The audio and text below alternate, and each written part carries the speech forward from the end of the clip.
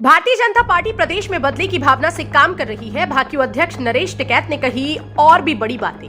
मुजफ्फरनगर भाकियू अध्यक्ष नरेश टिकैत शुक्रवार को जगबीर हत्याकांड में पेशी पर आए। इस दौरान उन्होंने पत्रकारों से वार्ता करते हुए कहा कि ये बदले की भावना से काम कर रहे हैं। उन्होंने कहा कि वोट डालने का अधिकार संवैधानिक अधिकार है और इससे भी वंचित कर दें तो इससे बड़ी तानाशाही क्या हो सकती है। उन्होंने कहा कि भारतीय जनता पार्टी ने आजम खान के मतदान के अधिकार को खत्म करना संवैधानिक हनन है। भाकियू अध्यक्ष चौधरी नरेश टिकैत ने बीजेपी के इस कदम को घिनौना कार्य करार दिया है।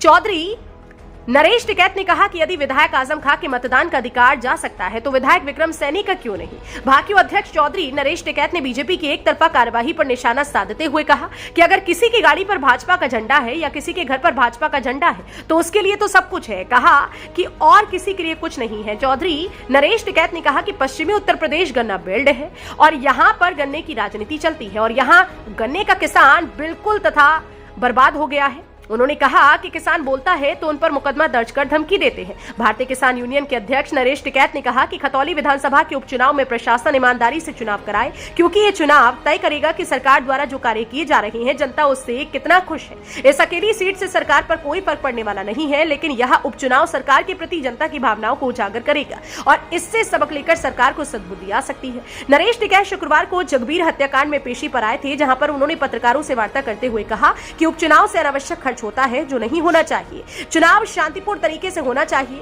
और जिसे जो प्रत्याशी पसंद हो उसे वोट दे। उन्होंने प्रशासन से आह्वान किया है कि चुनाव में बेईमानी नहीं होनी चाहिए क्योंकि खतौली एक सीट से सरकार पर कोई फर्क नहीं पड़ता है। उन्होंने कहा कि इस सरकार से उन्हें काफी उम्मीद थी, परंतु ये सरकार उम्मीदों पर खरी नहीं उतरी है। किसान और मजदूर अपने को ठगा सा महसूस कर रहे हैं। मुजफ्फरनगर से इंडिया प्लस न्यूज के लिए संवाददाता तनवीर मलिक की रिपोर्ट। कोर्ट में क्या तारीख थी आज, तारीख चल रही 2006-3 से जी। हाँ, दूसरा आज तीसरे चौथे दिन की तारीख है। जो सब खतौली में उपचुनाव हो रहा है तो किसान की तरफ जाएगा, क्या कहना चाहेंगे? अजी एक तो है बात, उपचुनाव का तो वैसा खर्चा ही है, हम तो उसमें है नहीं कि भी थोड़े से पहले ही चुनाव हुआ और एकदम 5-6 महीने हुए होंगे इस तो बाद में फिर चुनाव। तो चलो तो खैर जैसा भी हो है, हम तो कह रहे हुए शांति के तरीके से चुनाव हो और जहाँ जिसकी मर्जी में वो अपनी वोट दो। पर एक हम तो एक है मुजफ्फरनगर को प्रशासन को भाई बेईमानी ना करी जा। इस एक सीट से सरकार पर कोई फर्क भी नहीं पड़ता, ना इस तरह सरकार गिरती ना बनती। पर एक हम या चाहे एक निष्पक्ष बात रहे, एक पता लगा कि भाई हाँ लोगों में विरोध है या लोग माकपत में है, तो बिल्कुल साफ सुथरी बातचीत। इस सरकार पर हमें काफ़ी उम्मीद थी पर यह सरकार खरी नहीं उतरी उम्मीदों पर। बिल्कुल किसान अपने को किसान और मजदूर बिल्कुल एक अपने को ठगा सा महसूस कर रहे जना थारा सब कुछ लूट गया। तो इस तरह की बात नहीं चाहती, वो होनी चाह बात।